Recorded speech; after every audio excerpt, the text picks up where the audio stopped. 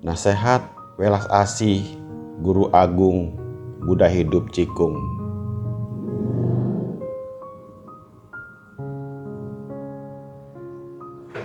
Mau menolong roh suci, maka harus memohon tau. Pertama, mau menolong roh suci, maka harus memohon tau. Jika kita tidak memohon tau, apakah roh suci kita ada kesempatan tertolong dan terlepas dari penderitaan reinkarnasi?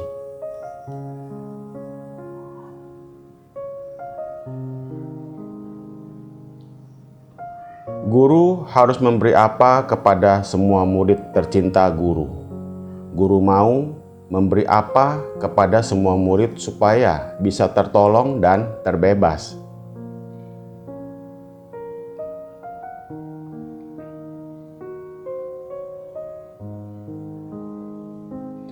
Justru mengharapkan dari petunjuk satu titik ini, membuka pintu kelahiran dan kematian. Semua orang memiliki naluri kesadaran, bisa membedakan mana yang salah dan benar.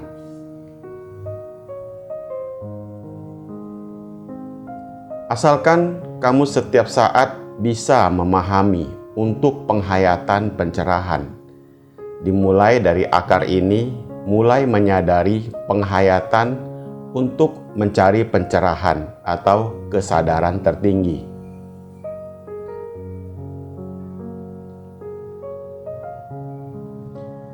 Tau ini bagaikan sebuah kunci, bisa memecahkan kebingungan perihal antara kelahiran dan kematian. Setelah mendapatkan kunci berharga ini, maka harus menggunakannya dengan baik. Kedua, kehidupan kali ini membina diri, maka kehidupan ini juga mencapai kesempurnaan. Tahu demikian bagus, tapi orang-orang tidak mampu melaksanakan tahu, malah mencela tahu.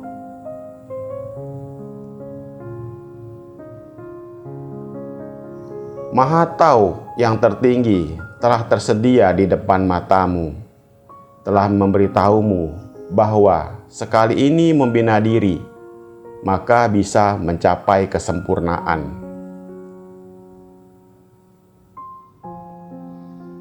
Disebut sekali ini membina diri dan kali ini mencapai penerangan sempurna, itu telah berada di saat sekarang ini, yaitu di masa penyelamatan pelintasan global. Cepat pergi menjalankan dan cepat pergi melintaskan. Di masa sekarang, cepat pergi menggunakan tenaga. Gunakan tenaga raga manusia untuk membina hasil abadi. Mampu membuat kita kali ini membina diri, kali ini bisa mencapai kesempurnaan. Kenapa pula tidak dijalankan? Ada kesempatan demikian bagus, kenapa tidak pergi menjalankan?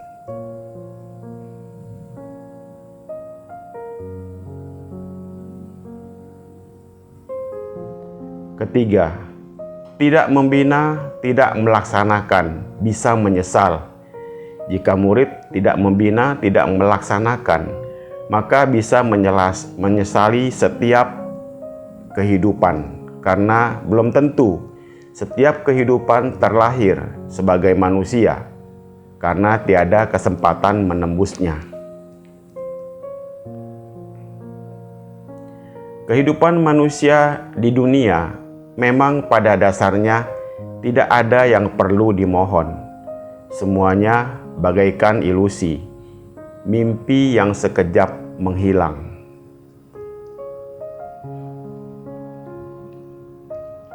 Memaksa mengabulkan permohonan keinginan yang singkat atau nafsu keinginan duniawi yang sesat, dan malah melepaskan proses perjalanan pembinaan pelaksanaan yang abadi, yang merupakan masalah besar, yaitu melampaui kelahiran dan mengakhiri kematian. Sungguh manusia yang paling bodoh di dunia. Keempat, keberhargaan kemuliaan Tao berada di firman Tuhan. Firman Tuhan yang berada di kalangan Tao berasal dari Ibunda Suci yang welas asih dan Maha Ikrar Besar welas asih kakek guru suci Buddha Maitreya.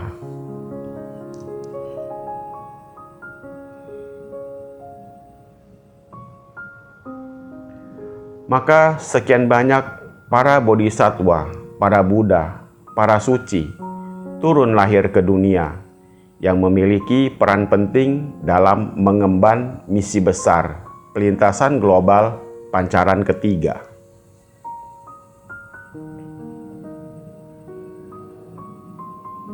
Membantu Buddha Maitreya menyempurnakan misi terakhir. Buddha Maitreya sering disebut Buddha masa akan datang.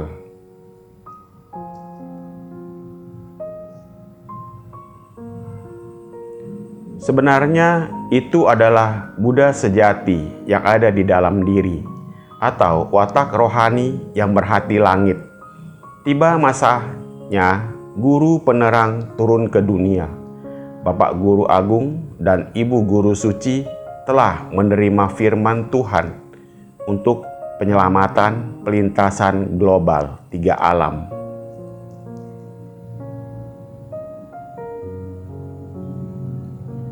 Datang membantu menyelesaikan dengan menyempurnakan tugas misi besar ini.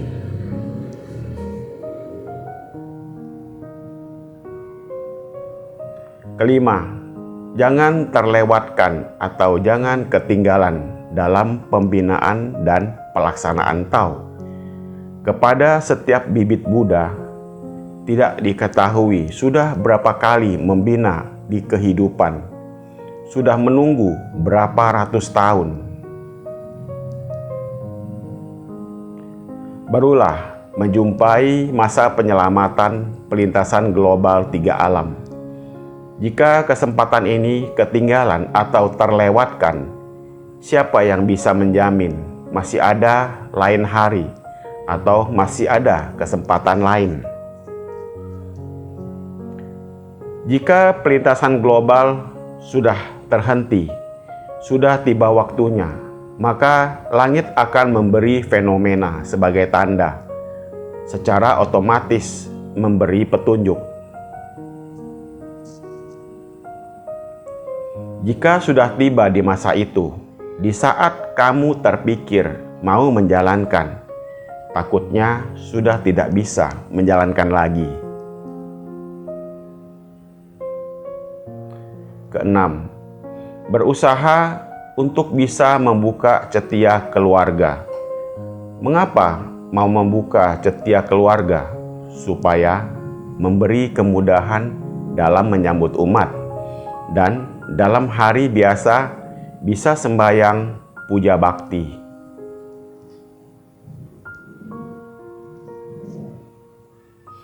Puja sujud kepada para Buddha dan bisa di rumah mempelajari peraturan suci tata krama Buddha.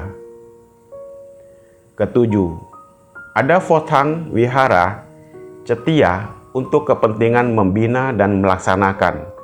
Setelah sudah mendirikan Phothang atau cetia, membakar dupa dan bersujud puja bakti disebut pengurus cetia atau Tancu.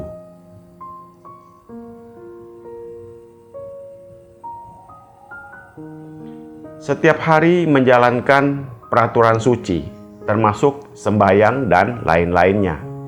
Meminjam situasi ini sebagai pendorong dalam keluarga untuk membangun sekeluarga ikut membina diri.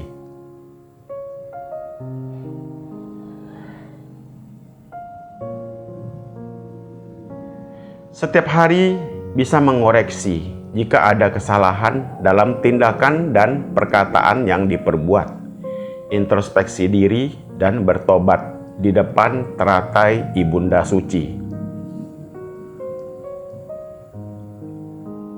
Sepenuh hati introspeksi diri dan bertobat. Dengan demikian, akumulasi hari demi hari hingga berbulan-bulan, sehingga bisa mengubah takdir nasib.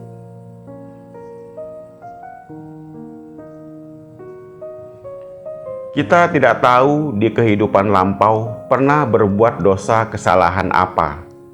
Maka berusaha setiap hari bisa mengakui dosa dan bertobat di depan teratai Ibunda Suci atau Rupang Suci Buddha di Wihara Phot Hang atau Cetia.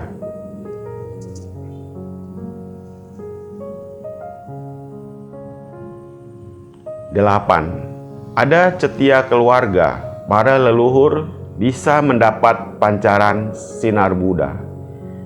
Apa marga diri sendiri, maka cetia juga ikut marga apa.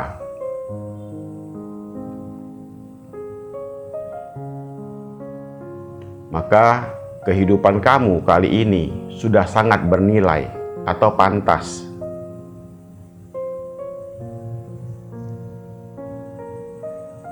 Sembilan, hidup dalam kalangan Tao. Kalangan Tao berada di mana? Yaitu tempat di mana kalian bekerja. Di sanalah juga merupakan kalangan Tao.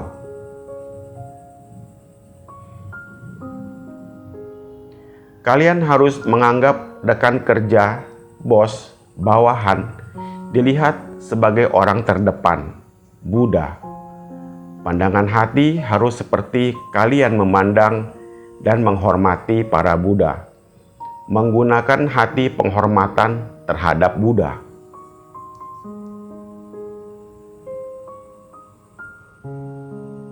Digunakan untuk memperlakukan mereka. Bisa berbuat demikian. Menghormati para rekan kerja semua bagaikan hati kita menghormati dan memandang para Buddha dengan cara perlakuan yang sama. Tiada hati yang membeda-bedakan. 10. Harus menganggap para umat manusia sudah menjadi Buddha. Mengapa para bodhisattva, para Buddha masih tetap diakui oleh semua makhluk hidup atau umat manusia? Itu dikarenakan mereka, para Buddha, telah berbuat dengan sangat baik.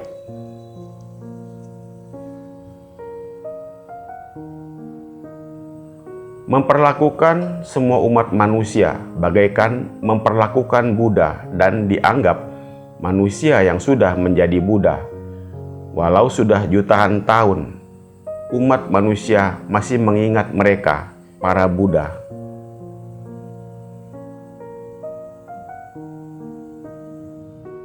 Demikianlah wejangan welas asih Buddha hidup Guru Suci Cikung. Semoga bermanfaat. Terima kasih.